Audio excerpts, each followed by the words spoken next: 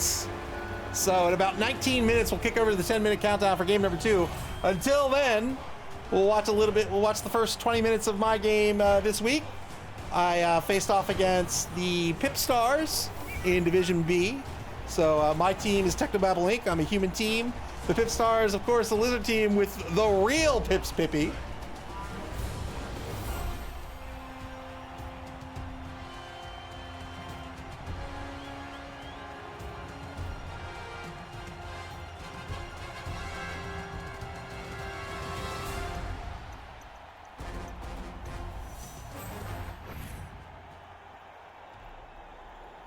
I don't remember. I remember I got Griff Oberwald as an inducement.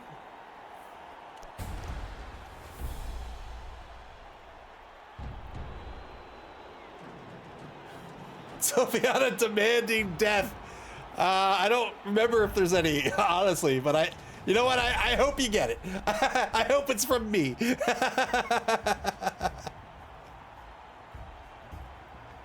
So the Pip Star is the overdog here. Spider says, go Pips! Boo, Griff. 305K in petty cash. Go to Technobabble Inc. That's going to be a Griff and a coach. If I chose what I would choose today.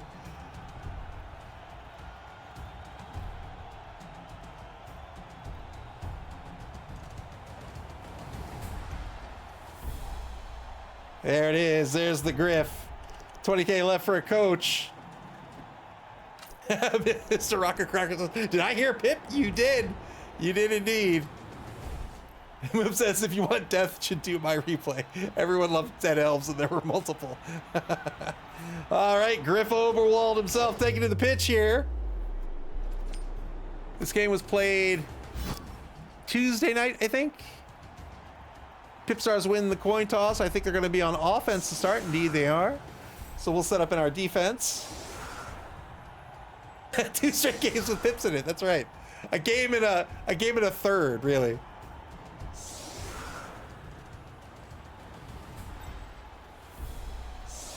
So we had to pick up 3 journeymen. So I was down. I think I was literally down to 4 players after my halflings match against Nick Satan. And now I'm slowly building a team back up. The problem is everybody's new. Not everybody, obviously, but Black Wolf, welcome to the stream. You did not miss it. Yeah, we're going to have a full game number 2 coming up in about 20 minutes. 3 on the line here. Chevron formation for the human team. Our job here. So humans, the reason why I like humans too much is because they match the playstyle I like in a lot of games in general. And they are a jack of all trades, masters of none. So they don't do anything particularly well, but they could do everything, right? So you have an answer to every team in this game. And so against a lizard team here, really my goal, right? You've got 4, well, nominally you have 4 blitzers on a human team. I'm down a blitzer, but they're MA7. They come with the block skill, right? Those skinks are the only ball carriers on a lizard team, and everybody else on a lizard team, the Sauruses and the Crocs, are Ag 5+. So you have 2 things to consider, right? If you're marking those Sauruses, the Sauruses do have a lot of strength. You can see the Pipstars have got some skills on these Sauruses as well. I don't want to get punched by a Saurus. So if I mark a Saurus, what I am saying is I want this Saurus to go nowhere. The only way that Saurus is reliably moving is if they blitz.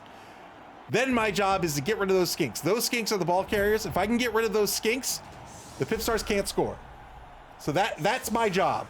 And you can see over here, this blitzer right here is a killer. This is my killer blitzer.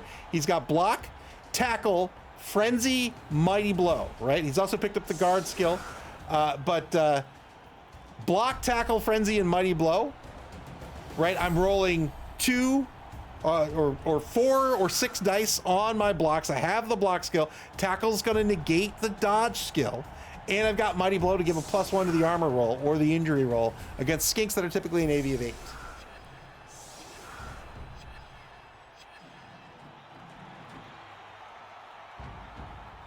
Gonna kick this dead center to start the game. Apparently that's a log bomb pass.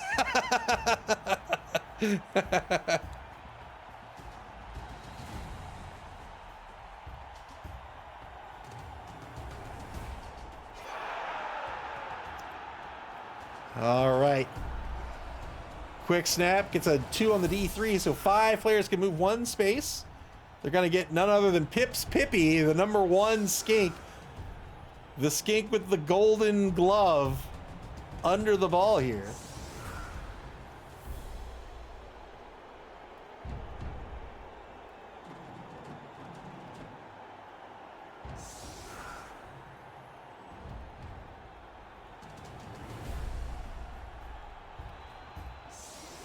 And that's the setup there for the offense. So we'll see if Pips can catch this ball on a 4+.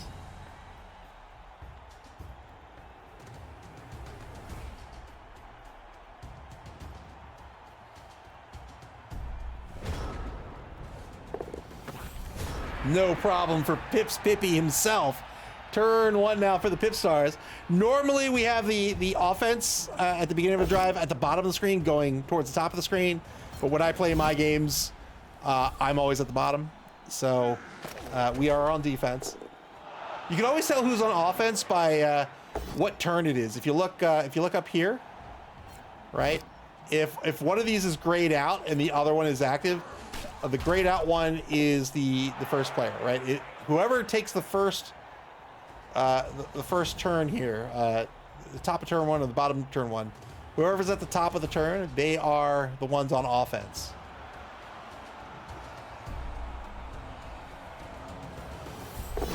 Chevron formation. Oh, I can't control the camera. it's a recording. Chevron formation here just to screen out the skinks. Not just really screen out the skinks, but it gives me options with the blitzers on who I want to blitz. Obviously, I'm going to favor that killer. That's why you see the Saurus blitzer coming in to mark my killer blitzer. Electric Man says, "What if you just end your first turn without doing anything? Just floating that out there. What if you do that?" Sorry about the misclick. It's happened to all of us at least once. Not so trusty Patches with the sub. Thank you very much. Ahoy, not so trusty Patches. Good to see you. Good evening. Hope your day went well. Two-die on my... Oh, I didn't rename my players. Boo. Two-die on the ogre. Gets a pal here.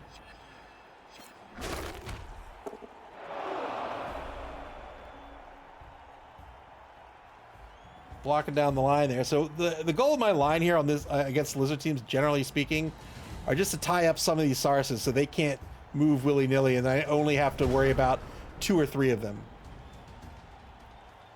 That's why the journeymen are up there. The ogre is up there just in case he wants to get a little cheeky with the crocs. So you'll see relatively few blocks with my ogre in this matchup.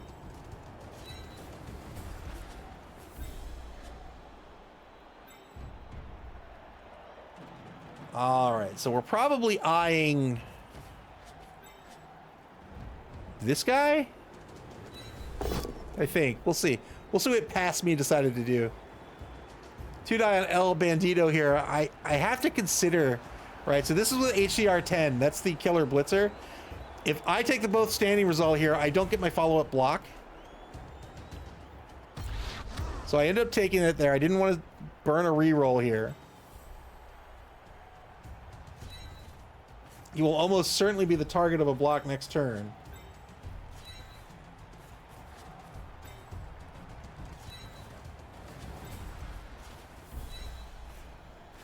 Cat Sneaky Treat says my fresh lizard team just rolled into a 1.25 million gold orc team. Well, good luck. Looks like I'm gonna take the forward skink instead. Gonna get the knockdown with Griff Overwald, and there's a removal. 1 skink gone. 5 to go.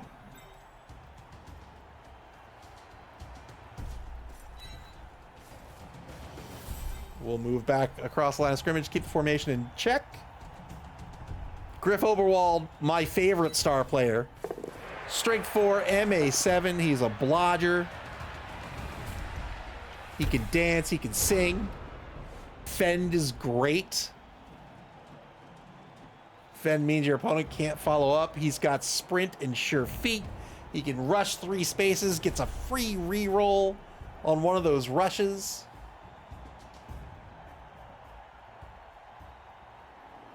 Have you not heard of Morgan Thorg? I have.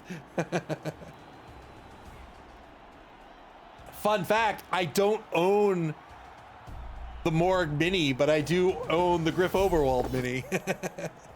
3-die block here against the Journeyman. Gets a pow out of this.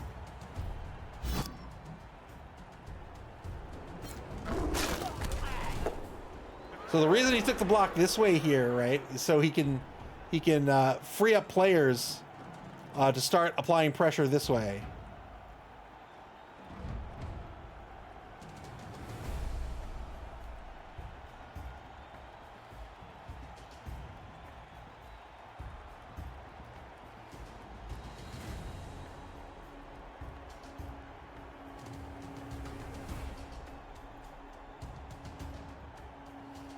.45 seconds to go in turn 2 for the Pip Stars. They have the ball on their own 18-yard line.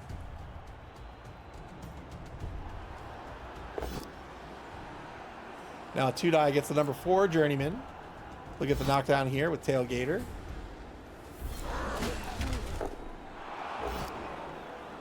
Double skulls against the Ogre. Has to spend a reroll. Got the pal here with Get Wrecked. Pip Stars down to 2 rerolls left. We have 3 rerolls on our roster, but our thrower here is a pro, and so long as he stays on the pitch, he gets an extra I'm sorry, not a pro, leader.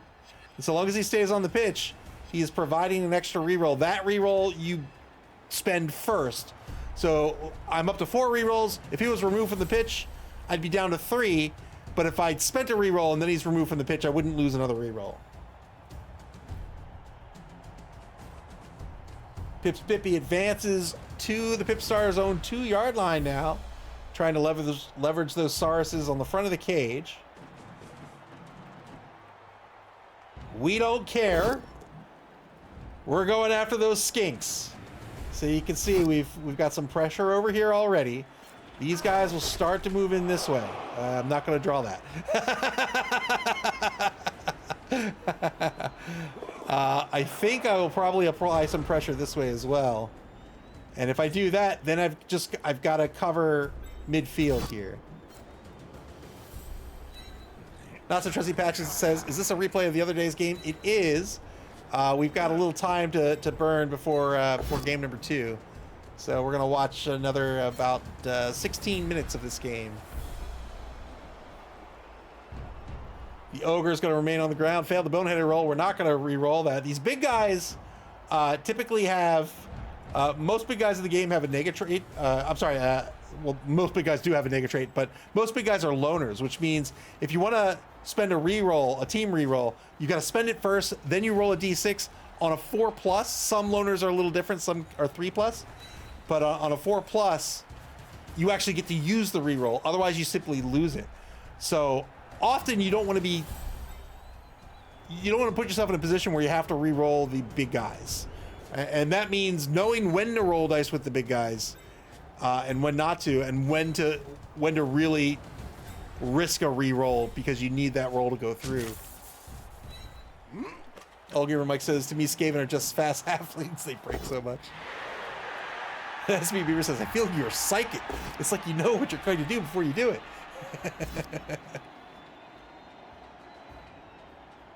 Knockdown on Huey Von Drip. 7+ is going to break armor with Mighty Blow. Tackle turns off the dodge skill here. Yep, there's the knockdown. Got a stun out of it.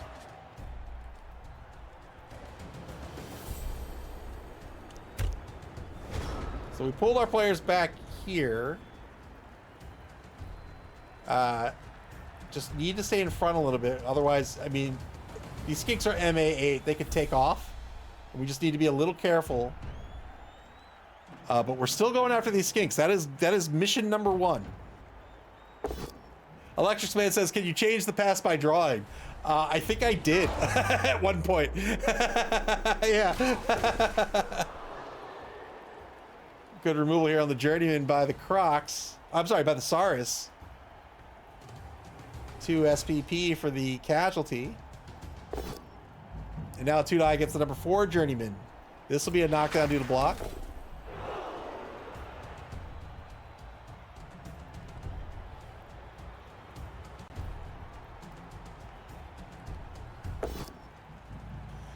Look at Griff just doing calisthenics. Just working out. 2-die against doubly linked list the throw. This is another thing, in my opinion, you got to get comfortable with. This is another reason why I really like humans, because you'll learn a lot about the game, right? Like, it is my thrower, and I don't want my thrower to die, but it is a player on my team, and he needs to be doing work. So humans are going to really make you be comfortable with, you know, figuring out your strategies, figuring out your tactics, and taking marks. Like as a new player, it's very easy to say to yourself, catchers are not going to touch anyone, throwers not going to touch anyone, and now suddenly I'm down to like a 5-man team, right? You got to take marks with some players. You know, I'll take marks with catchers. I'll bring them in for assists. Obviously, maybe not obviously, but I'm not going to throw them out there to just die. But they got to do something, or else they're doing nothing, right? So you'll learn to be a little more fearless with taking marks. But you'll also learn to not take willy-nilly marks. 2-die blitz against doubly linked list. Gets a push. Does not follow up there. I thought for sure he would follow up and keep that thrower marked. Not so trusty Patches says, humans are great. I made it to the finals in a tabletop. Congratulations. Yeah, they're my favorite team. I love them. Maybe that changes with BB 2025. We'll see. I haven't got a game in yet.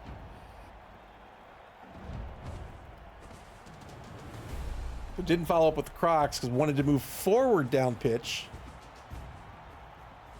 He's going to move Pips to the opposing 8-yard line here.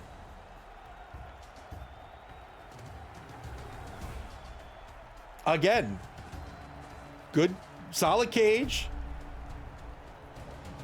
Need to be worried about the touchdown. Don't want to give him the touchdown, but job number 1, our playbook, our strategy, job number 1, murder the skinks. That's our goal. Turn 3 now for Technobabble Link. Trying to mark out that ogre there with that skink moving forward. We'll stand them up. They're going to keep the Sauruses occupied with a story. They're gonna regale them with a book club about Stephen King's The Dark Tower.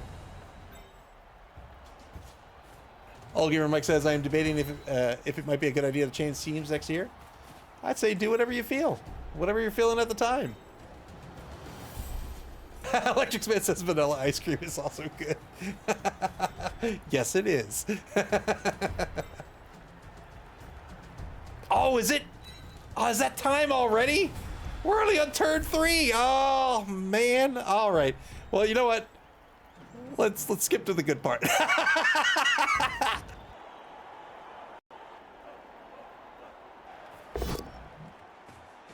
Here we are. At this point, there's one skink left. It's Pippi himself. I wasn't able to murder Pips here. All the other skinks.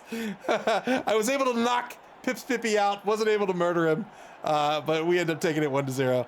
So I'm going to kick over to the 10-minute timer now. You can use that opportunity to get something to drink, freshen up, use the restroom.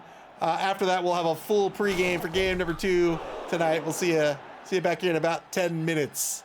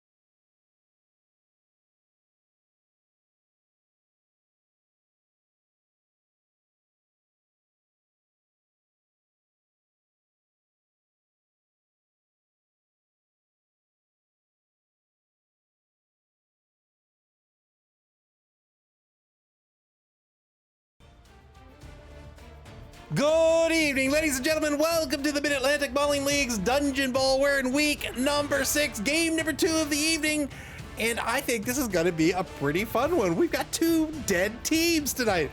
Tonight, we're going to have the Discomancers versus Dead and Loving It. Ian versus S. Beaver. We've got Necro versus Vampires. How do I keep messing up my chair? Let's take a look at the standings real quick before we take a look at these 2 teams. Over in Division A, currently in first place is Odin and Snuffle, coached by Clypheus. They're a Norse team, and they're 4-1-1. The Gutterballs are in second place. That's El Numerino. They're 3-3-0, coached by Moob. A Dark Elf team, they're in third place. They're 3-2-1. Over in Division B, in first place is none other than the Believe Broncos, coached by BB Nut, a Nurgle team. They're 5-0-1. They were followed by the Goodest Boys Strike Back after their win earlier this evening. That's Old Gamer Mike's Necro team. They're 4-0-2. And in third place is Technobabble Inc. That's my human team. They're 3-2-1. And in Division C is where we are for game number 2 this evening. In first place in this division is Philosopher's Song. Spire's Lizard Team, they're 5-0-1. What a record. And MAML Nightmare in second place. This is Festoon's Necromantic Horror Team, losing just 1 match so far. They're 4-1-1. In third place is one of the teams up tonight, the Discomancers, coached by Ian. They're a Necro team. They are 4-0-1. If they win tonight, they'll advance into second place. That is a huge TD diff for the Philosopher's Song. My goodness, plus 12. The Discomancers will be the home team this evening. 12 on the roster. Mari Skib has been temporarily retired, which I could have sworn I disabled, but there he is. So 11 will be starting tonight.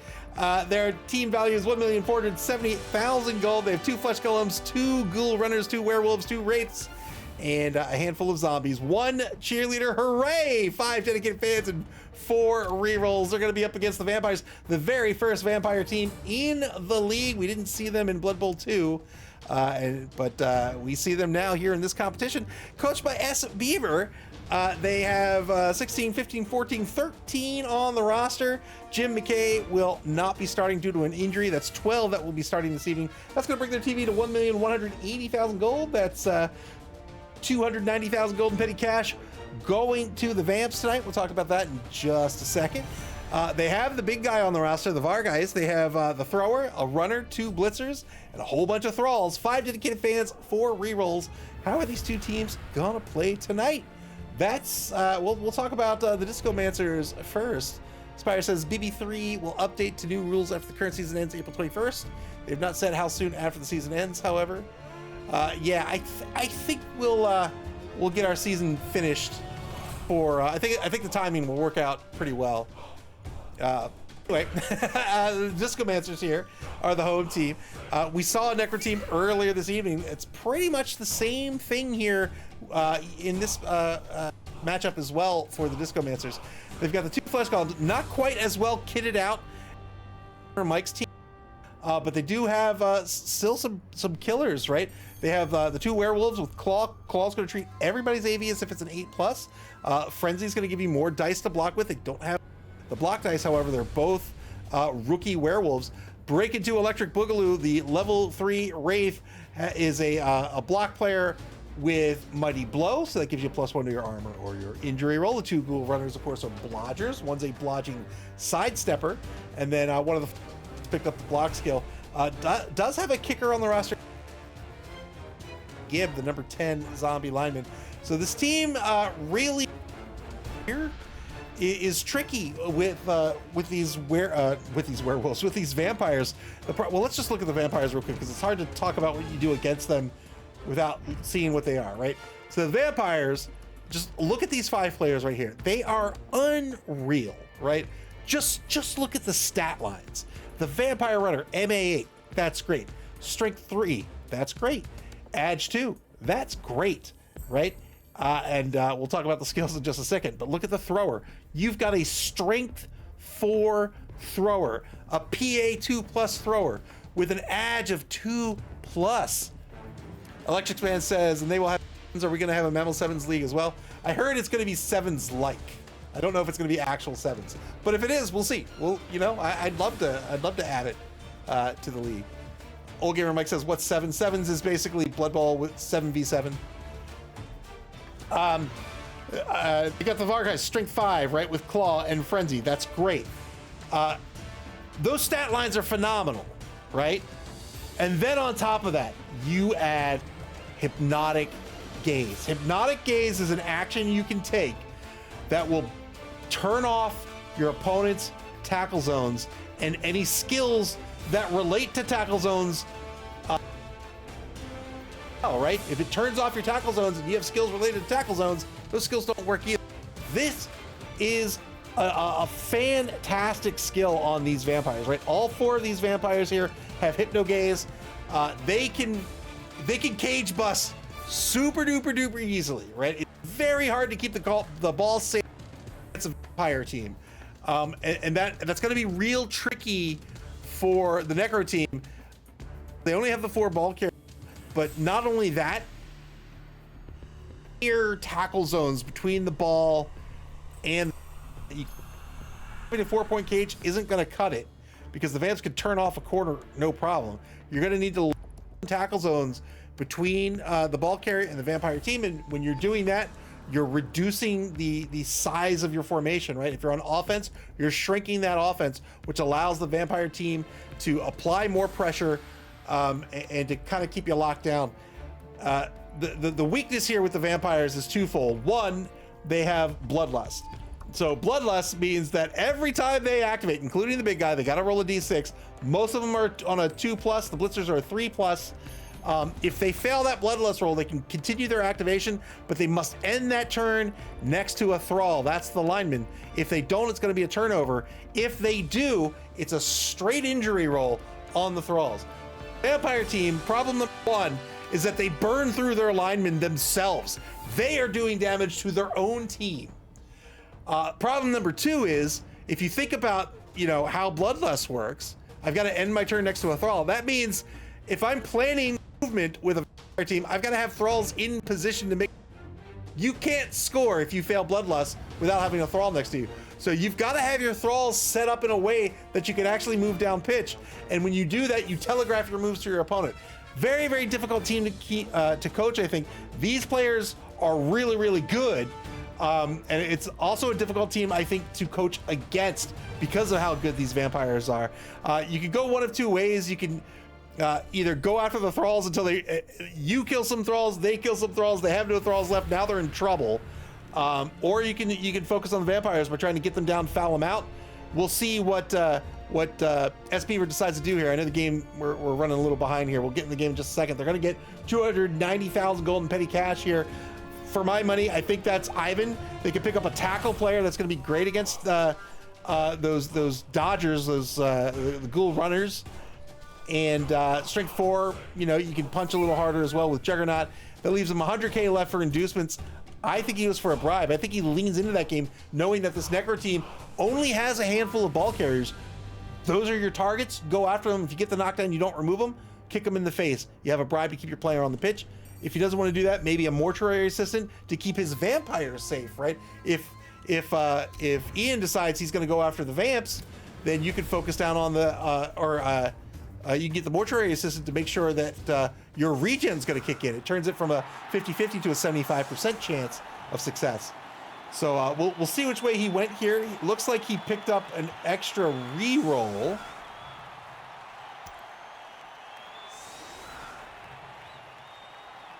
Did he just buy a reroll?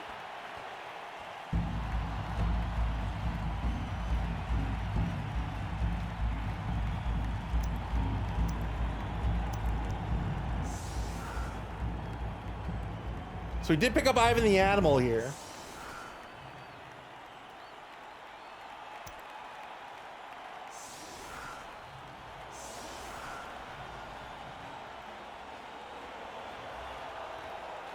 Does it just show up as a reroll? I don't know. He's got an extra reroll. 5 rerolls, and he did pick up Ivan after all. So Dead and Loving It, setting up their defense. They're gonna go second here in the first half of the game. The Discomancers want to punch first. I think that's exactly what I want to do. 3 of these Thralls on the line. These Thralls are only an AV 8+.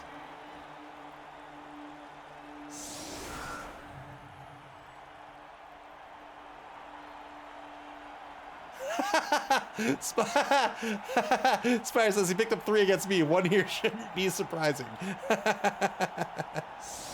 5 on the line for the offense currently.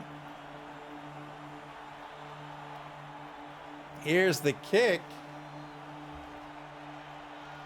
LaFreak, the number 3 Ghoul runner, back to receive. Playing a little shallow here. Wow. Onside kick. Ends up being a touchback here, so the Discomancers will get this ball in the hands of whomever they wish. They're going to put it in the hands of Boogie Feverish, the number 4 Ghoul runner. This is a blodger with sure hands. Both of the Ghoul runners have sure hands. First block of the game against the left defensive end is going to be a pow. Hank the Ranger with the sub. Hank the Ranger, welcome to the stream. Good to see you. And thank you very much for the sub. I appreciate it.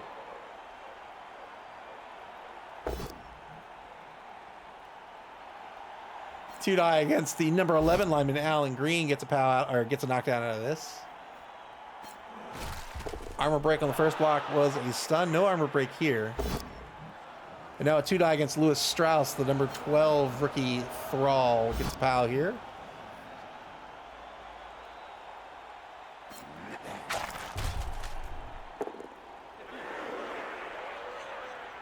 Ivan, despite having, or not despite, but in addition to having tackle, is just a plain old reliable player. When you're a vampire coach and you're rolling rush dice with all of your players, having someone who can just do things is nice.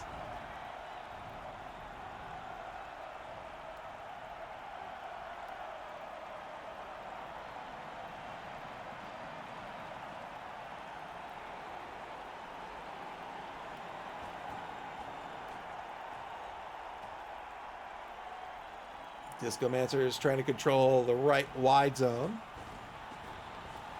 Blitz on Thad Evans will be a knockdown. 8+ breaks armor, has to follow up. Oh, went for the push, trying to control the pitch here. Spent a reroll down to 3. Didn't want to remain marked next to Caldo Vasco.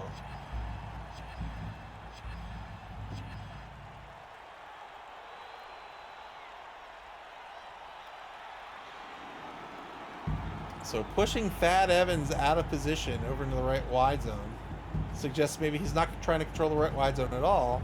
He's going to try to remain on, at center pitch here. Try to push some players out to the sides from there. Discomancers on the bonus clock here in turn number 1.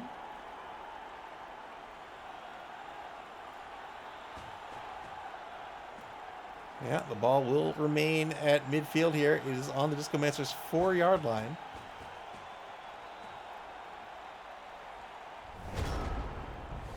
Turn 1 to the Vamps. So remember, all the vampires, including the big guy, they're going to have to roll a D6 when they activate. They're all Bloodlust 2+, except for the Blitzers. I think the Vargeist is a 3+ as well. Yeah, 3+ as well. So really, I should say they're all 3+, except for the runner and the thrower.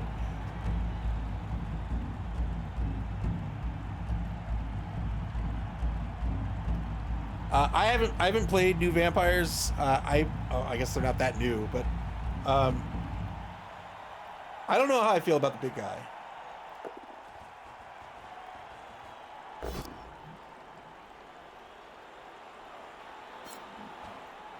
Frenzy follow-up after the push, going after the werewolf. This is a good target. Only gets a push out of this. Took the blitz with the big guy. So couldn't risk the reroll, fishing for a knockdown there. Took it with the big guy because he was trying to leverage Frenzy and Claws instead of block. And so Frenzy, oh no. Well, you've got 5 rerolls. May as well spend one. Finally gets the knockdown here on Wolf, Wind, and Fire, looking for a 9+. Took that block here with the big guy because Claw treats your AV as an 8, so that would automatically reduce the werewolf's AV to an 8+ if he had gotten the knockdown. And then Frenzy's allows him to roll extra dice, so he rolled 4 dice there, fishing for that knockdown, just didn't get it. Moob says on vampires, I'd prefer a vampire that can hypno. Yeah, I agree. That's why I'm not sure how I. Well, I guess when I say I'm not sure how I feel, I guess really what I'm saying is, I don't think I like the. I don't think I like the big guy on a vampire team. 2-9 blitz over on the left side here against Reese Morgan. Breaks armor. Gets stun again.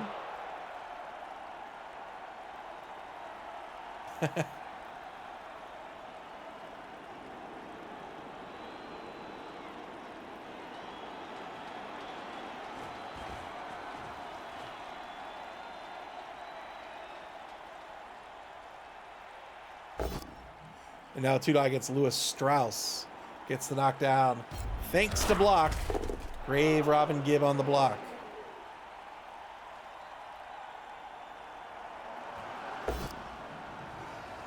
SP Beaver has been traditionally so far in this competition. Can you say traditionally when it's only a competition? But has been, I'm going to use the word reticent. Reticent to use Hypnogaze. Has been playing a more traditional Blood Bowl game. I think Hypnogaze is extremely powerful and is one of, if not the main reason to play vampires. Personally, he's been doing great with it. he's got a good record here in Division C with the Vamps, but I think Hypnogaze is very, very good.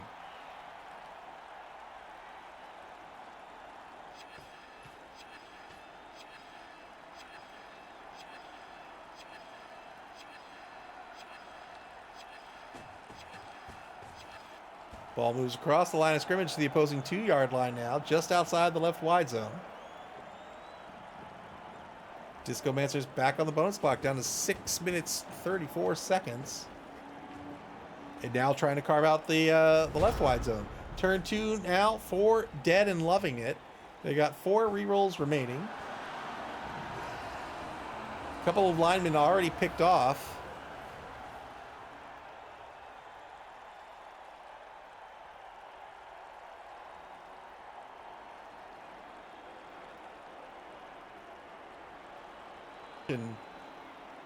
So that you can mount a solid defense. The reason why your formation is powerful. So you're in formation, tackle zones are going where they want to go. It allows you so you can prevent ways that they can be effective. You can get a guy in you want to make much easier than when they're out of position here and marked off by another player.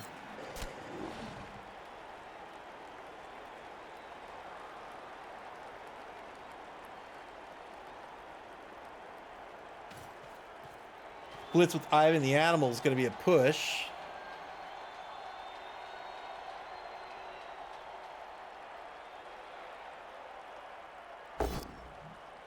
And now 2-9 against Barry Gibb is a knockdown here. Looking for an 8+. Didn't get it. Rolled Snake Eyes. I know Snake Eyes has no more meaning than, say, a 7, but it still feels bad. It's still like, oh, come on. There's that failed Bloodlust roll, so he can continue taking his activation here. But he's got to end the thrall, otherwise it'll be a turnover.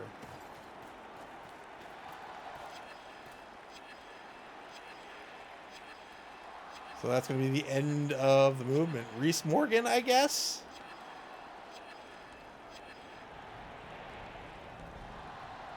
Dead and Loving It on the bonus clock for the first time. Caldo Vasco here. Yep, Reese Morgan is going to get bitten. And just stay stunned. So that's a win for the Vampire team.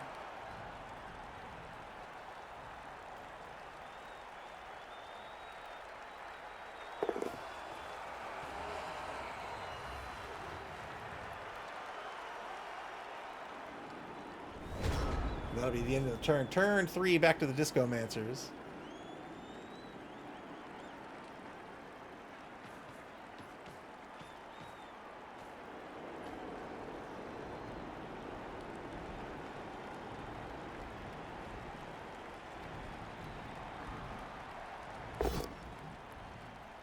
2-die block against Buddy Fox to get things started. An injured Thrall, as they tend to be.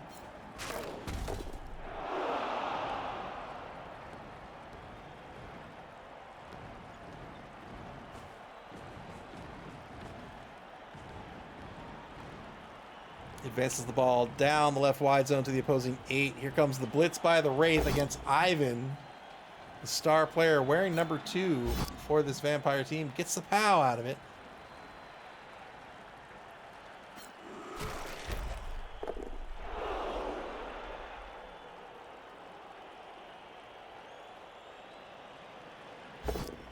Yeah, I think I would have favored the foul much more than the reroll. The rerolls are valuable, for sure. And I think you can make a strong argument for 5.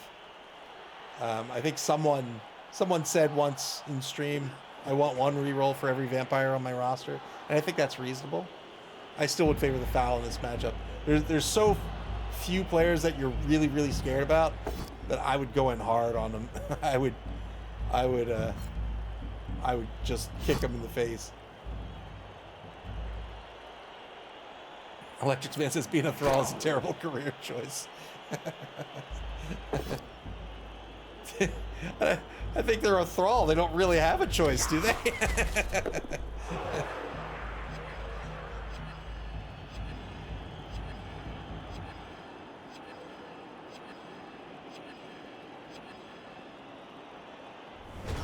Turn 3, back to the Vampire team now.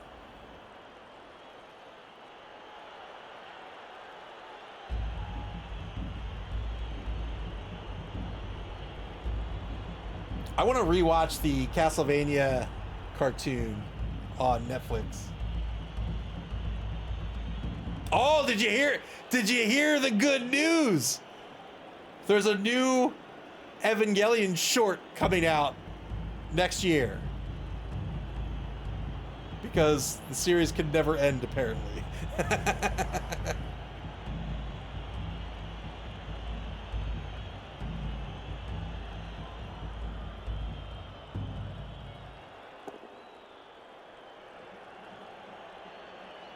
Colonel Chi activates. Colonel Chi, the runner. MA8. Vampires have an Agi 2. Hypno-gaze is Andy Gibb. So Andy Gibb has lost his tackle zones. And now a blitz attempt on Boogie Feverish coming up. Fail the rush. 2-9 blocking a double pals. Well done. 8+ breaks armor. Ball stays on the pitch on the 8-yard line, 1 space to the right. It's probably the, well, I wouldn't say it's the worst spot for the Vampire team.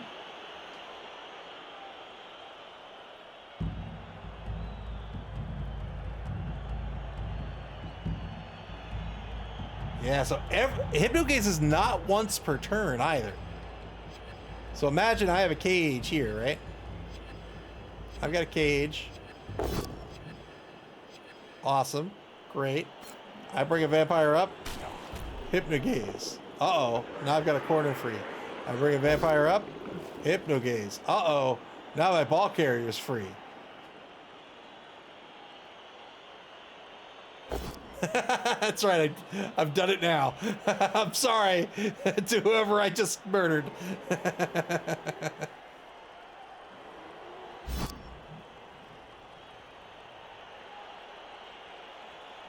I held off till turn 3.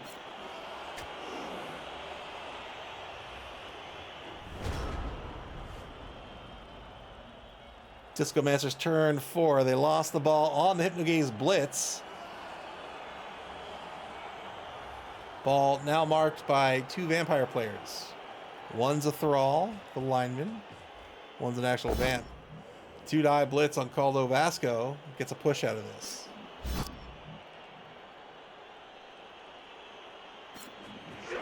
Pins Caldo Vasco to the sideline.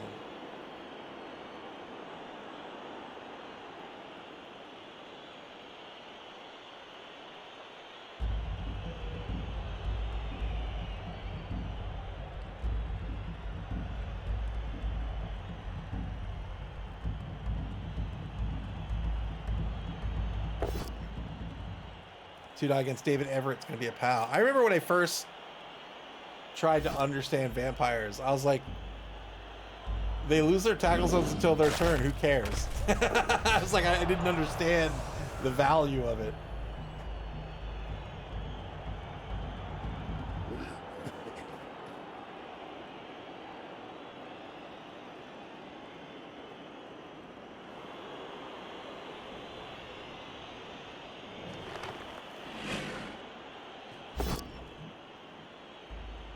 Three plus dodge. Onto the ball, fails. That's going to be a turnover. The ball's going to bounce one space back downfield. So Disco Stud 2 might end up hypnogazed here. And then a potential blitz on LaFreak. We'll see. Oh, LaFreak's tough. Maybe LaFreak gets hypnogazed because he's the sidestepper. See, that's the power of hypnogaze. You could just say, you know what? You're nothing right now. You aren't here.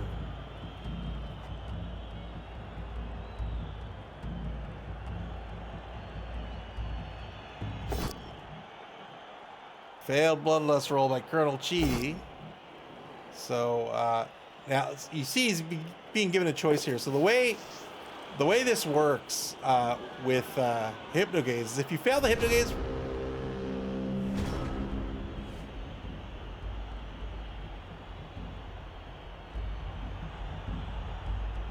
I think that was a misclick.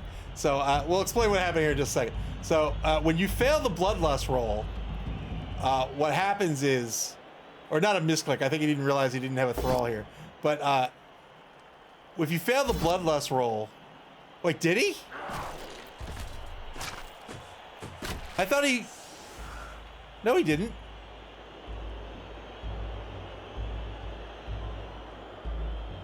Yes, he did. Yes, he did.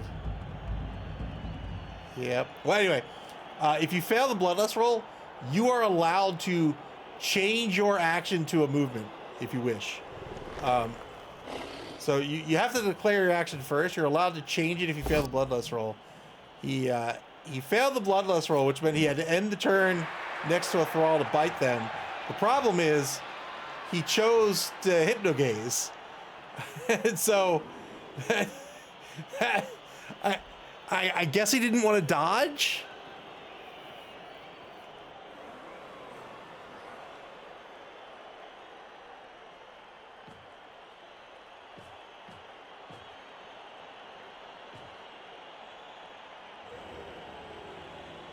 Good recovery here by the Discomancers. Good 3+ dodge. Trying to rush into the end zone. There it is. Well done. The Discomancers get on the board 1-0.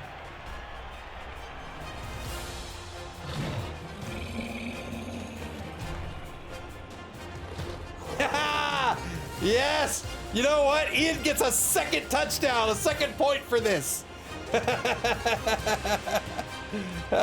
You think I'm joking? Check the website right now. You're up 2-0. The cheerleader extra point. Hey!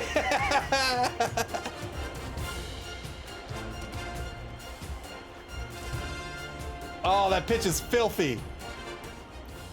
Pitch. The pitch is filthy.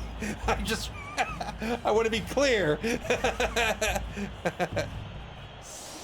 Shapestead says Rush is having an understandable low success rate. Wide anchor here for the defense. As Dead and Loving It sets up for offense for the first time here. They got plenty of time to get on the board. They've got a full quarter. I do love those cheerleaders.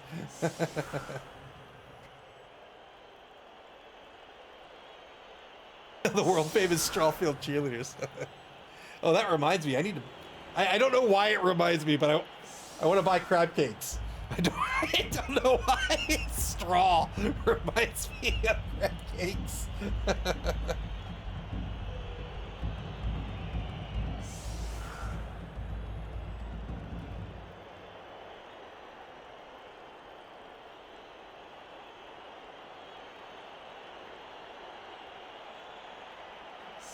Let's see.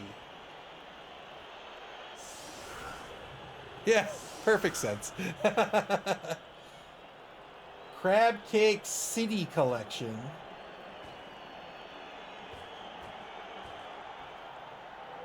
How many crab cakes is this? Wow, 12 crab cakes. That's a lot of money. Sorry, there's a game going on. For the line for the off. Uh-oh. For the line for the offense currently. Straw-filled cheerleaders? Oh yeah, crab cakes. Yeah. Don't play in this water. You are going to get a disease, man. Oh no. Dead and Loving It did not want that. They're down to 3 turns now for the half. Ball kicked to the 18-yard line just outside the left wide zone. Dead and Loving It down to 1 reroll for the half as well. So tricky proposition to get on the board. They could certainly do it. 2-die block against Staying Alive again. Gets a knockdown here. Both standing result against Gray Robin Gibb, the left defensive end. I want crab soup as well. So let's see. I want crab cakes and crab soup. And you know what would be good as well? If I could get like cornbread with it.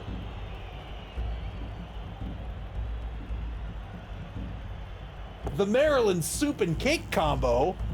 That sounds like exactly what I want. 2-die blitz gets a push here against Breaking 2 Electric Boogaloo. Spire says Division C ranking once in the tie. Great timeout. I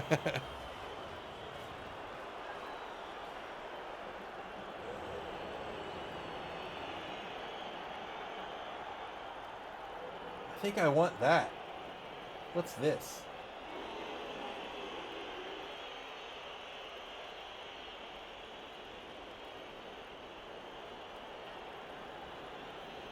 Crab dip, crab soup, cream of crab soup. No, I don't need all that. Crab cakes and crab soup. That would be perfect. Oh, they have something called Baltimore in a box.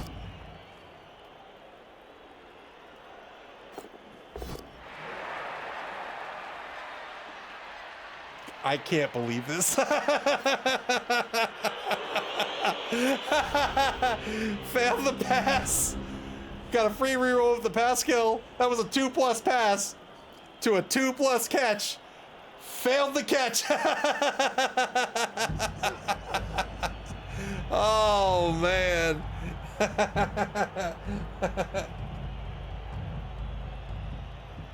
Let's see what's in Baltimore in a box. Baltimore in a box has... Oh, you choose Baltimore favorite items. Wait, that will be chosen at random? What? Burger cookies. That's a classic. I could get those.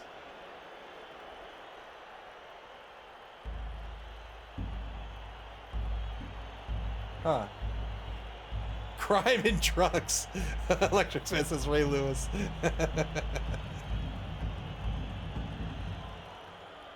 Alright, I think I'll get... Oh, there's a second page. What's on page 2? Oh, nothing that matters. Alright, I think I'll get the crab cakes and the crab soup.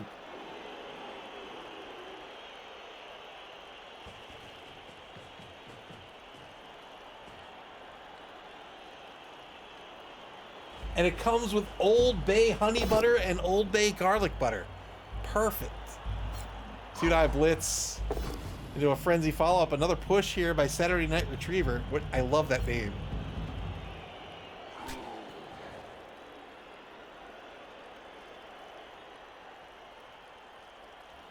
I wish I could get it. Maybe I can just like a la carte this.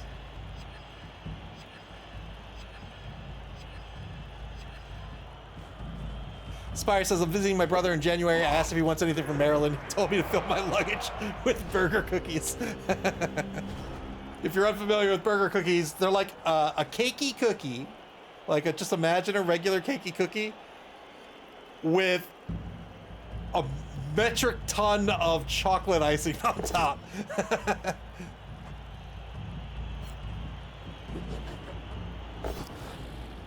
Frenzy follow-up here against Barry Gibb. Gets the knockdown. 8 plus with break armor with claw. Shamestone graciously lowering the rush failure rate from 900% to a paltry 99%. How can you fail at 99%?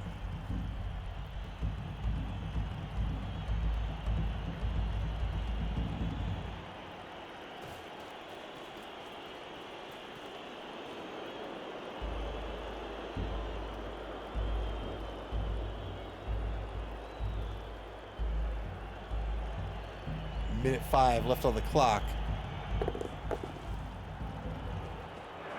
Good ball pickup. Has to end this turn in scoring position. I don't know if he can. He can. Come on, Colonel Chi. You can do it. I believe in you.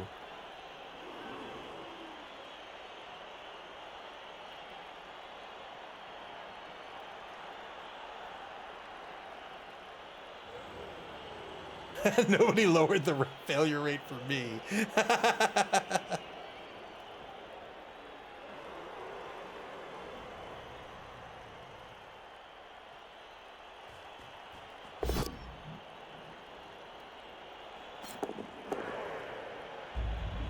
Recognizing this is the way to score, gets the ball carrier in a scoring position. They have no skills to help keep them on their feet, but the only skill you need is faith in Nuffle.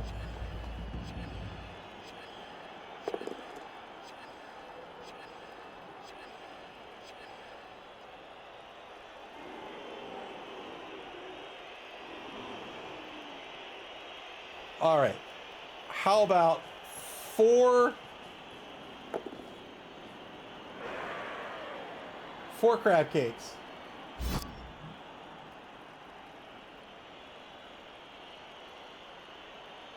And I'll get some soup.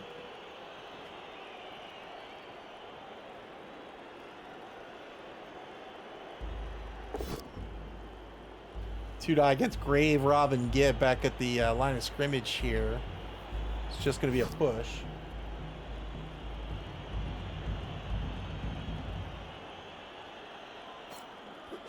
Yeah, I want all the soup.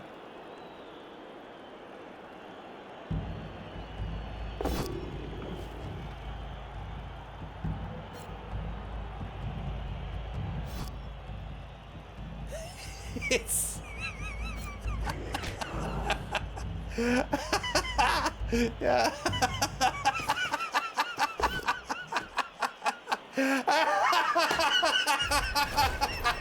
I don't even know what's going on over there. I can't.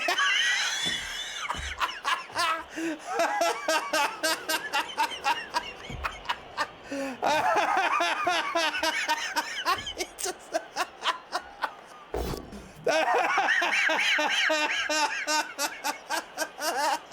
Oh, God. Oh, hey. That's a great...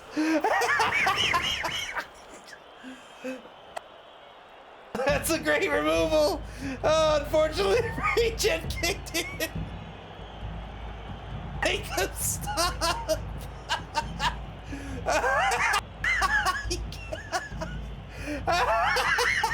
He's gonna die.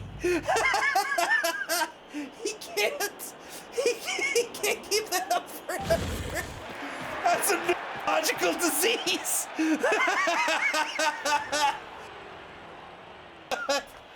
Oh. Ooh.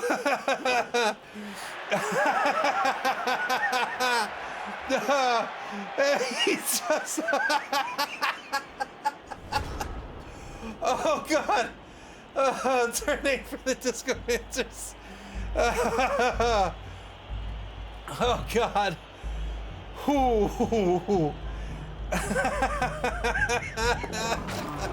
Oh, no. Oh, no. Oh, it comes down to Colonel Chi. I think she's got it. Yeah. Dead and Loving It's gonna get on the board. Make him dance for the score. 1-1 at the half. Oh, yes. Oh, no. Oh, that's not. Oh, boy. Oh, I was going to say, that wouldn't be enough to score. He'd need to do the double rush, but decided to put his fate in Nuffle's hands. And there it is. 1-1. Very well done.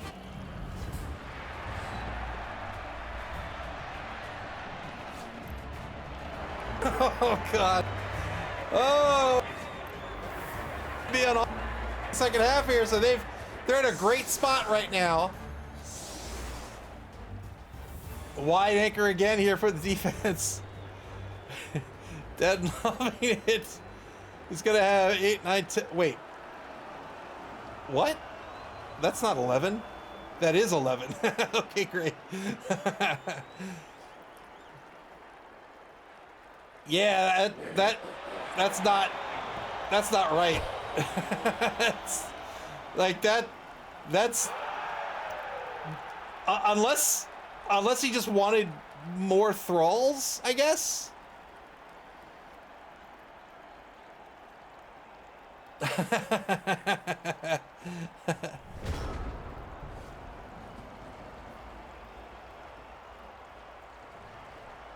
Onside kick here by the defense. Ball kicked to the 4-yard line. Turn 9 now for Dead and Loving It.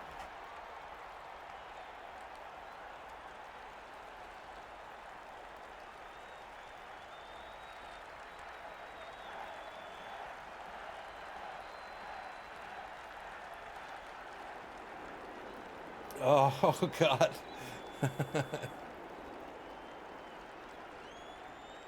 All right, I'll get 60 ounces of crab soup. I'll get four bowls of crab soup. 2-die block on Grey Robin Gibb gets a push here. We gotta play a little differently here. It does have a thrall next to the ball, which is convenient. But then might not be able to rely on number 10 to cover the cage. So like if number 10's next to the ball, that's, oh boy. If he had to bite number 10 might come off the pitch and then would no longer be potentially covering the front of the cage here. Electric Man says, is this all for a midnight snack? No, this is for numerous meals.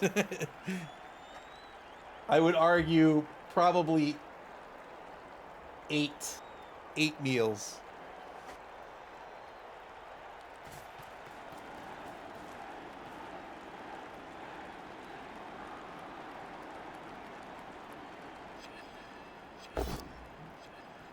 Two-die block against Barry Gibb.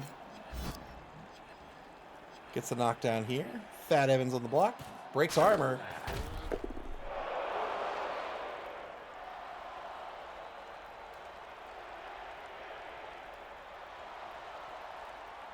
These wraiths, these are the guys in yellow here. These can be a real nuisance too. For that reason, they could be a real nuisance here too.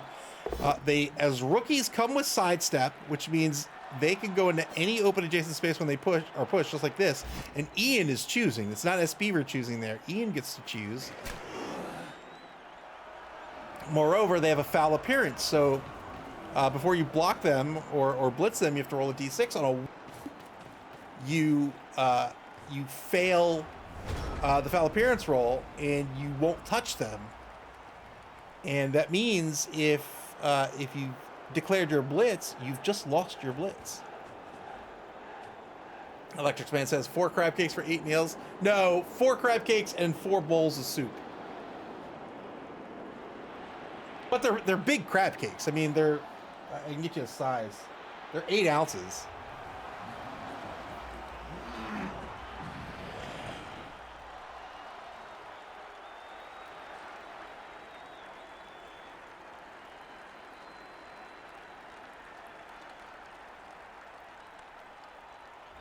James says, what a great game.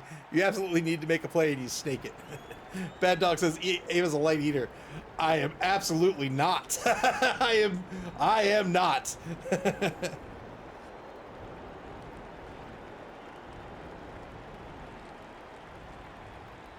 That's lunch where I come from.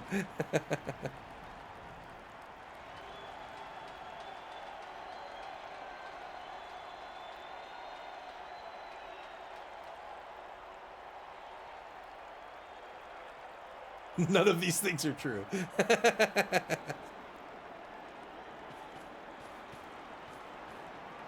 I do want some crabs, though. I just want crabs.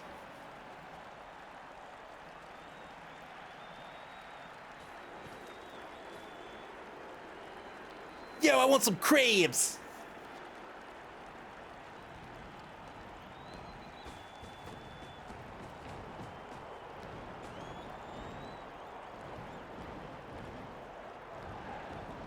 Two-die blitz on the right side here. Gets a knockdown. These thralls are surprisingly resilient in this game. I say as they get knocked out. Bad Dog says we don't have good seafood where I live, sadly. Oh, that's unfortunate. Yeah. I mean, I suppose I'm biased because I live in Maryland, but I do love crabs. I think I told this story already, but when I was at the FFG World Championship in 2017, this was in Minneapolis, or no, Roseman, or something like that. I think it was called. Anyway, I was in Minnesota, and we went to a restaurant, and the waiter overheard that we were from Maryland. And he's like, oh, you're from Maryland? We have great crab cakes. I've had people from Maryland come here and say they are fantastic. And so I ordered them, knowing full well I should not have ordered them. And my buddy's like, they're going to be terrible. And I was like, I know. And I got them, and they were terrible. But I wasn't going to tell the waiter that. So he came over. He's like, how was it? I was like, oh, they were great. Oh, they were awful. They were awful. Two-die block gets Stan alive again. Gets a push here into a frenzy follow-up into another push. But because these flesh columns have stand firm, they do not have to get pushed back.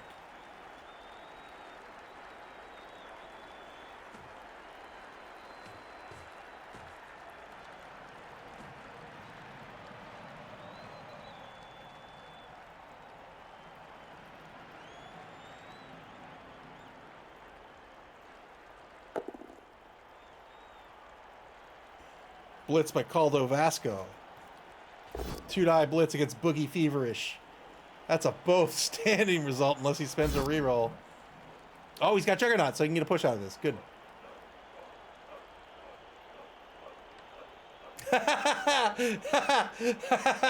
Bad Dog says the crabs you get in Minnesota aren't the edible ones.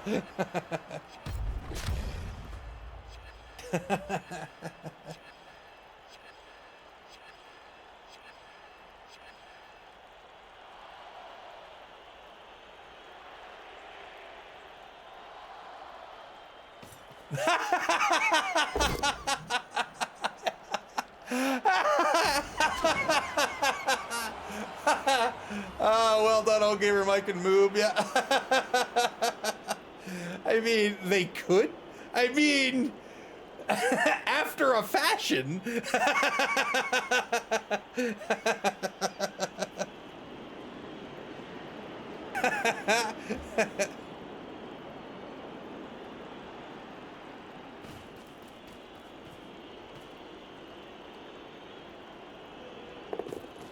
Devin loving it. Advances the ball just one space to their own 4-yard line, but they're going to shift it over to the left, just outside the left wide zone. Important for them to have thralls ahead of them, but so far all marked. Turn 10 for the Discomancers now.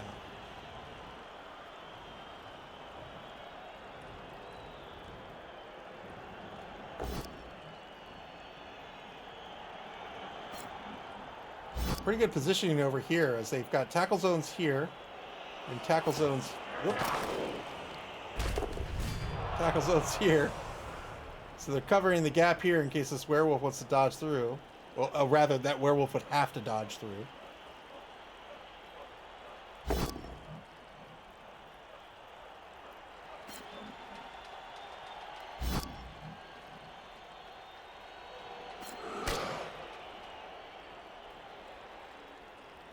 Push over the left side. Now, 2 dice against Bob Franklin's going to be a knockdown. That's right, Telestrator of Doom. It seems like it doesn't work in this game. Not a whole lot of death and dismemberment. 2 die against Ivan over in the left wide zone gets a push here. Ivan 1 space closer to the sideline. So the Discomancers is continuing to open up center pitch here. Moving players out this way. Moving players out this way. And saying, all right, you want to come this way? Let's go.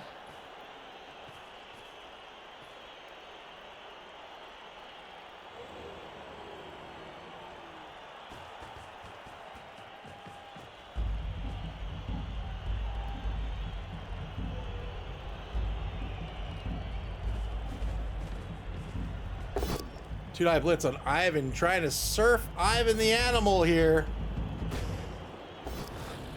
Well done to surf the star player off the pitch.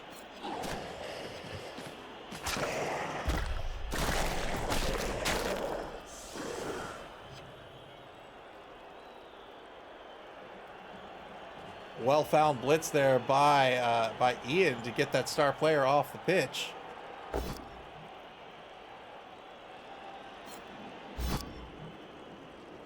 Inspire demanding death. Well, we got a dislocated shoulder. That's something, right? Werewolves are not nice people. They are not.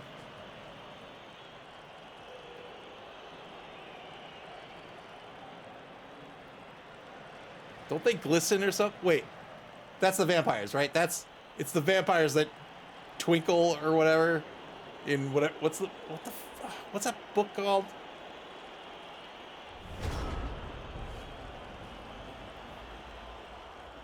I can't remember. It's like a movie. I keep wanting to say Harry Potter. You know, in Harry Potter, don't the vampires twinkle in Harry Potter? We both know you're Team Edward. That's the werewolf, right? Or is that? Fuck. I think that's the werewolf. But what's the vampire?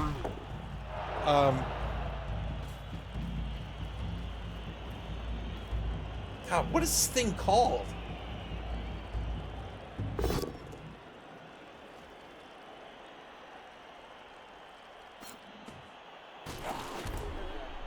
I gotta look it up.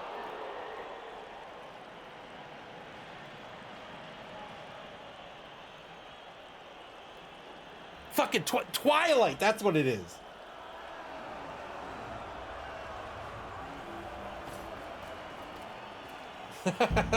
I put Vampire Twinkle into Google. Vampire Twinkle most commonly refers to the diamond-like sparkle of vampires in Stephanie Meyer's Twilight series. That's what it is. What's the oh, Edward's the vampire. There's a werewolf too, right? What's the werewolf's name? Jared? Is that what it is? Team William versus Team Jared? Now you're on a list.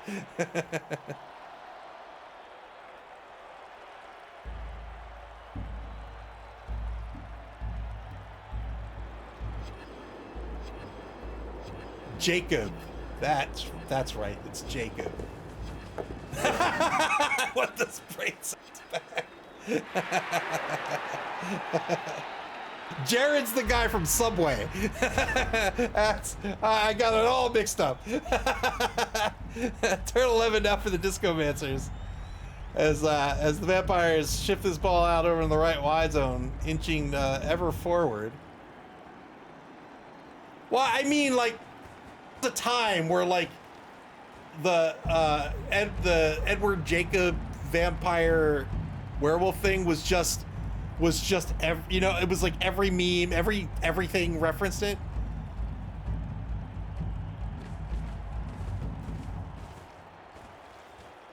Remember when we used to talk food? That was fun.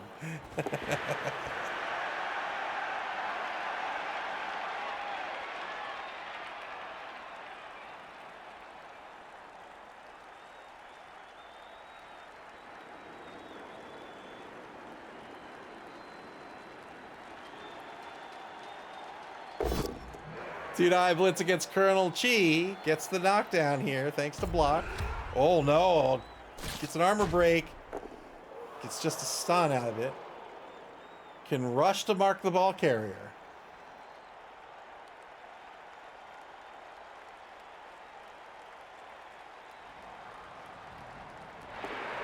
There it is. And now Boolectric Slide marking Colonel Vasco.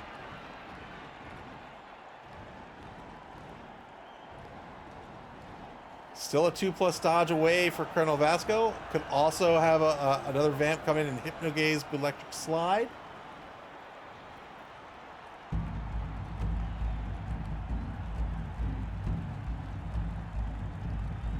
I rewatched the Terminator movies, and for the most part, they were... So 1 and 2 are classics, of course. 3, 4, and... Well, I wouldn't go that far. 3 and 4 were better than I remember.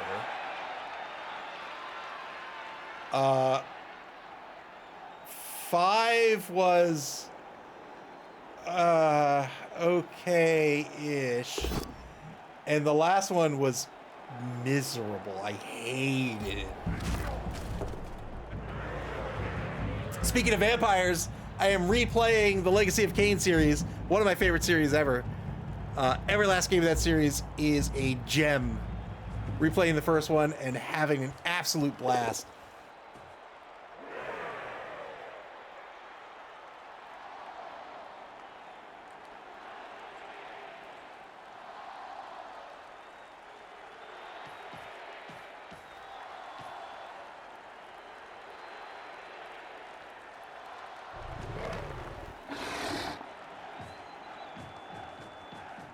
Was that the Ghoul Runner making that noise? That's menacing.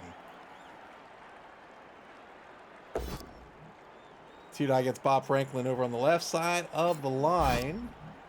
Of the line of scrimmage, really. Turn 12 now for Dead and Loving It. So they could...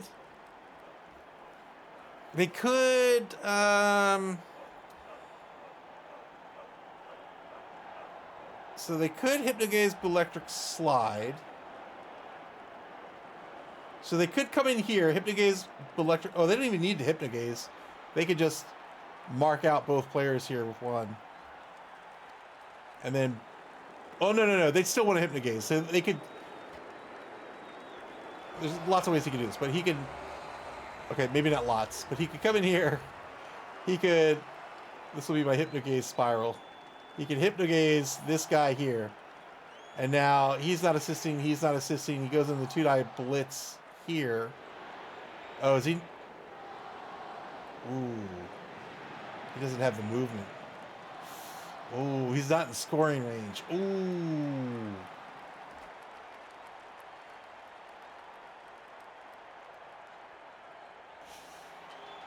Ooh. He's not quite in scoring range.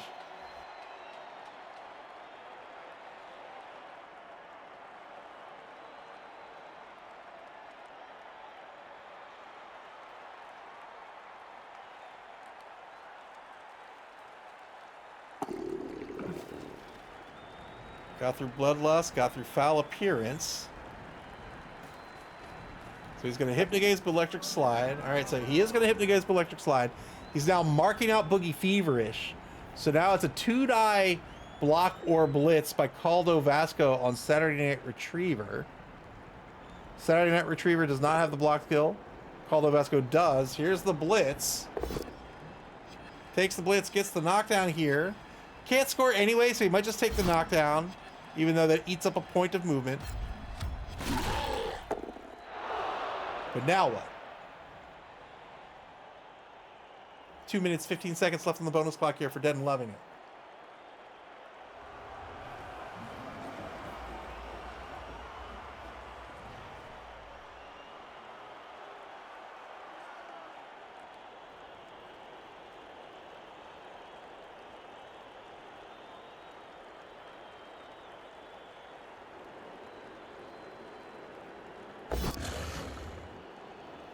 Of all the things to fail, it's the dodge.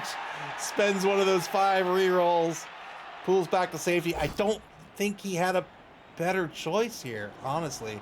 This is a bad Bloodlust roll to fail. Very bad Bloodlust roll to fail. Now he's got to eat Bad Evans.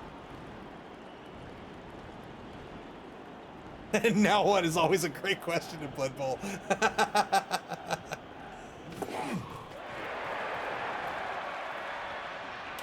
Oh, he spent the reroll and got through Loner. Wow.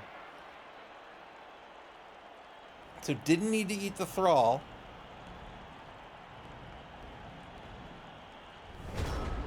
Turn 12 now for the Discomancers. Tie ball game right now. Discomancers hanging on to 4 rerolls. Dead and Loving It hanging on to 3. Remember, you can only spend 1 reroll per die pool, but you can spend many rerolls in a turn. So having a lot of rerolls remaining affords you the opportunity to make big plays. Both ghouls having strip ball is, in fact, quite scary. I interpreted those as sure hands, because they're almost the same icon, you know.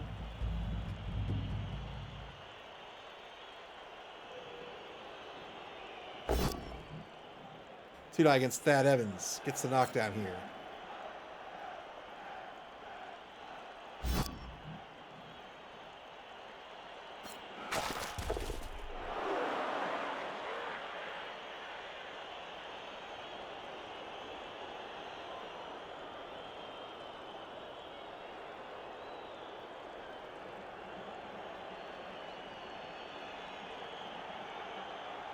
$50 seconds to go for the Discomancers. Stand up blitz by the Wolf. Gonna blitz Frank Drebin the second. Gets a POW out of this. 8+ breaks armor, but no armor break. So we're not gonna see the strip ball blitz on the ball carrier.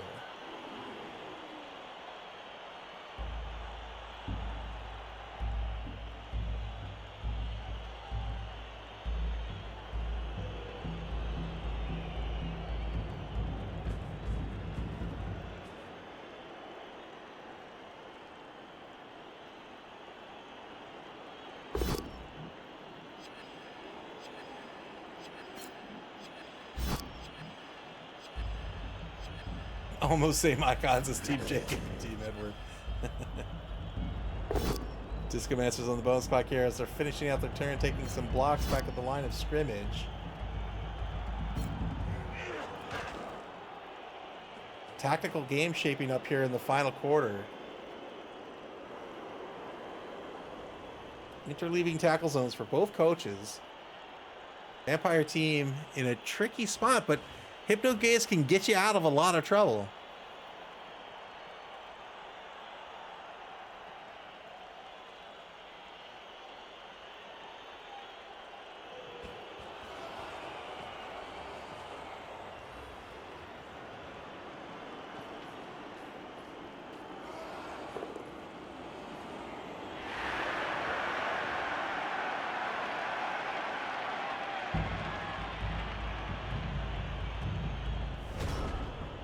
Turn 13, fourth quarter begins in a tie ball game.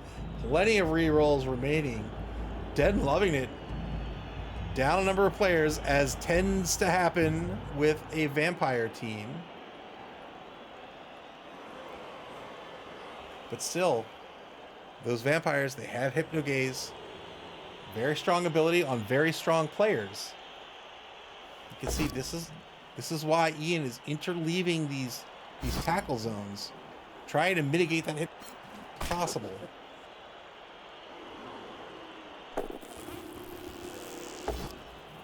Blitz against break into Electric Boogaloo. This opens up a lane. Still not in scoring position, though.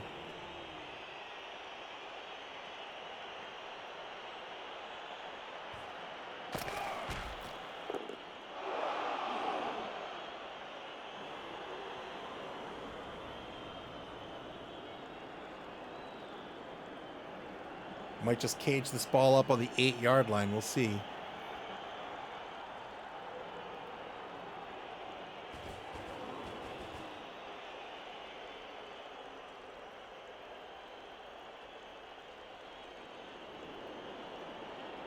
Maybe not. Might be going way downfield here now. And I guess trying to get some protection with Colonel Chi. Oh, no. Failed the bloodlust roll. Is going to move down pitch anyway. Rushes into position. And that's going to be a turnover.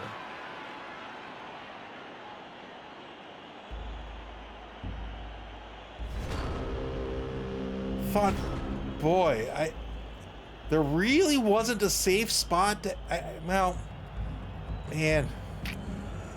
Yeah, decided to go down pitch and just take his chances here after failing the bloodlust roll.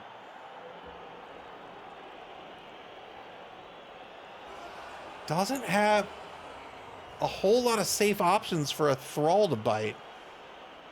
And said, you know what, I'll just go down pitch and I'll try to recover the ball.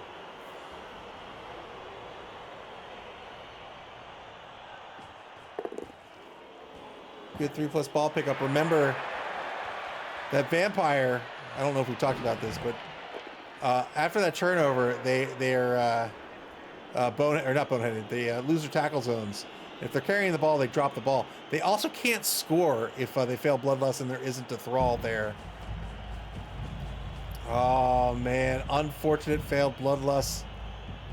Bounce didn't quite work out for them, and now Boogie Feverish takes off with the ball. And the Discomancers threatening to score on turn 14.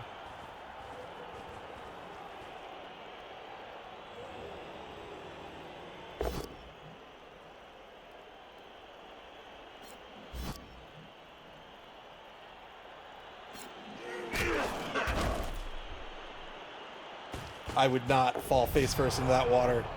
Nope. That's a doctor's appointment. I mean, I don't know. Losing the ball feels rough. I'm not sure. I'm not sure what the right call there was. Because here you're totally exposed. Here you're super duper exposed. And you just don't have enough players left. I think I still would have held on to the ball, though. That's how you get crabs in BB.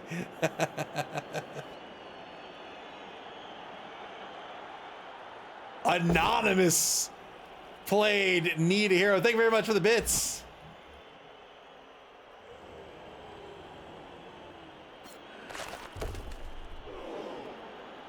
Two minutes, 50 seconds left on the bonus clock here for the Discomancers. Really, these vampires cannot get at him here. I don't think they have any shot at getting at this ball.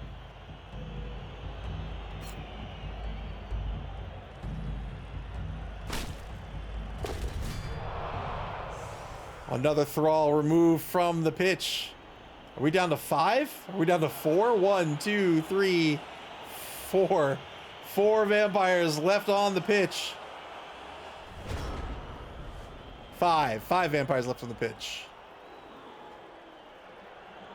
Turn 14 for Dead and Loving It. They cannot get at this ball. Remember, it costs 3 MA to stand up, so an MA of 6 turns into an MA of 3. Failed bloodlust again. This is how it goes. Decides not to spend the reroll here with the big guy. Would have to try to get through that loner roll in order to make it work. Going for the blitz on breaking 2 Electric Boogaloo. Gets a push into a frenzy follow-up here. Old Gamer Mike says, and Eva keeps saying Necros are not a bashy team. I mean, I think they're a hybrid team. Another push on breaking 2. Spent the reroll here, failed the loner roll. Couldn't get the knockdown. And that's going to be a turnover. Turn 14 for the Discomancers coming up. Oh, he's tried to dodge away. Failed the dodge. Turn 14 coming up. I think they're going to stall this out on the 24-yard line.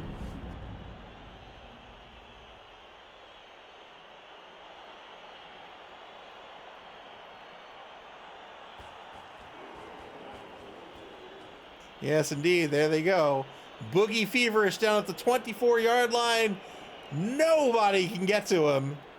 He'll score on turn probably 16. I don't I don't see what Dead and Loving is going to be able to do here. Just I think this was an unfortunate bloodlust roll, and I still don't know what the right decision was. Decided that they were just going to take their chances moving down pitch and losing the ball. Unfortunately, the ball dropped over here. They were hoping with the Vargeist over here, they were hoping the ball would drop over here.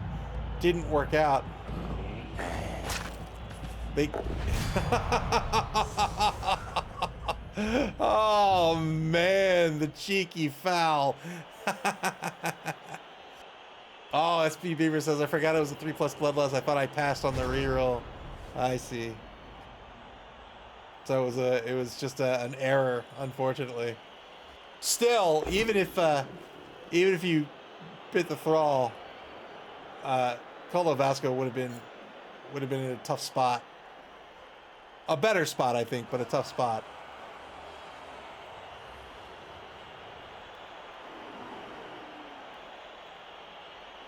Dead and Loving it with 4 players left on the pitch. With no thrall remaining, they failed their bloodlust. This is going to be the end of the turn. Turn 15 for the Necroman or the Discomancers. Oh man.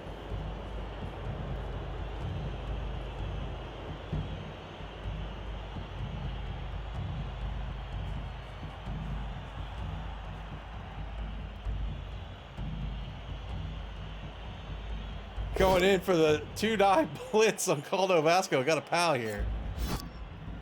So SP Beaver needs 9 rerolls. Hey, he still has 1 reroll.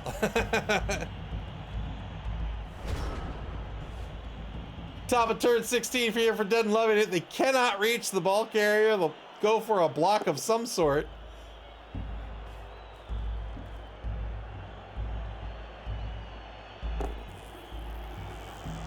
Got through the foul appearance roll. They're blitzing, breaking 2 electric boogaloo.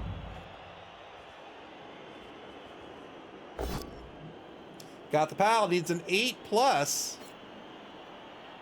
Looking for 2 SPP out of this. Got nothing out of it. I think that'll be the turn.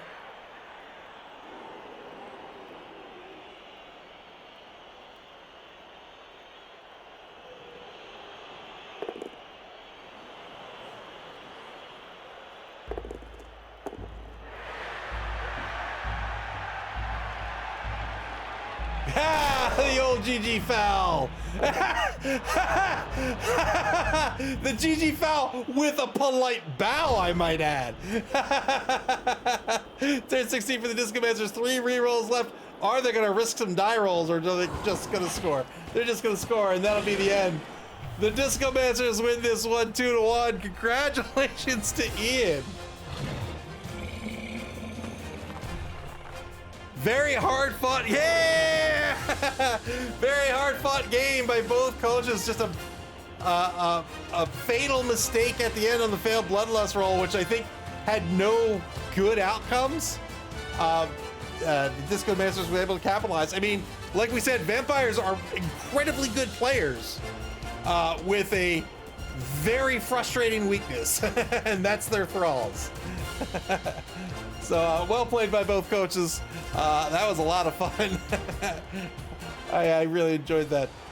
And that's going to do it for week 6 So with that win, the Discomancers are going to advance into second place in Division C here at the end of week 6. Congratulations to Ian again. And both Necro teams at the top of the charts here in Division C. So well done, my congratulations again. Old Gamer Mike says you need Knuffles' help with Vamps. Yeah, I mean, they're one of those teams where you're constantly rolling dice, like Vamps and Ogres and things. That just makes sense because you're adding is the bane of all coaches in this game. But still well played. I really enjoyed that. That's going to do it for week 6. Week 7 will start tomorrow, and coaches will begin scheduling their games then. And when those games get scheduled, you'll be able to check out and get alerted to that schedule on our website at maml.club. That's MAML.CLUB, here on Twitch, or on our social media pages on Blue Sky, X, and Facebook. Previous games on our YouTube channel, and I'll put a link to our Discord channel there in chat. You can come hang out in our Discord channel. We have dedicated channels for standings and schedules there as well. The schedules in our Discord channel are in your local time zone, so you don't have to do any weird time zone conversions. They'll always be in whatever your time zone is. And you can come say hi as well. If you haven't played this game before, you should play it. Blood Bowl is super duper fun. I mean, look what's on the screen right now. That's a Chaos Dwarf. That's amazing. This game is such a blast. You can play Blood Bowl via Blood Bowl 3 on Steam, the Epic Game Store, PlayStation, and Xbox, and in tabletop form at your friendly local game store until week 7 of 9. Yeah, 3 weeks left in regulation. Remember, the top 2 teams of each of the 3 divisions make the cut to the top 8, and then the 2 best placing teams besides will also make the cut. So we're getting down to the nitty gritty, and those top 2 spots are very, very important because if you make the top 2 spots, you're guaranteed to make the cut.